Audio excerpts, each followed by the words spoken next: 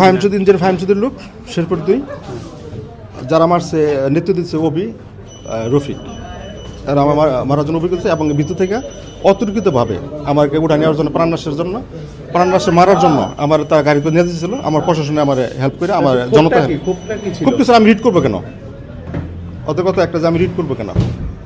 তো এটা কি নাগরিক হিসেবে আমার রাষ্ট্রের কাছে আমার মানে জানতে চাই যে রাষ্ট্রের কাছে নির্বাচন কমিশন এবং মাননীয় নির্বাচন কমিশনের কাছে জানতে চাই, আমি মহামান্য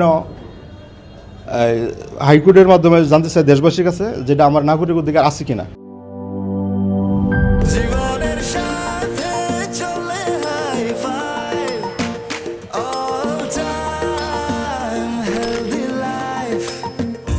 নিশ্চিন্তে খান, স্বাস্থ্যকর অল টাইম পান। All time healthy life.